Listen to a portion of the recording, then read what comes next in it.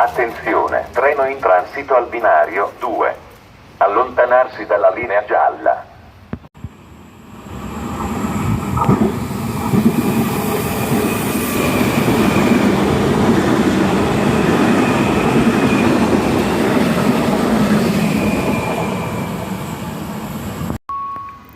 Attenzione, treno in transito al binario 1. Allontanarsi dalla linea gialla.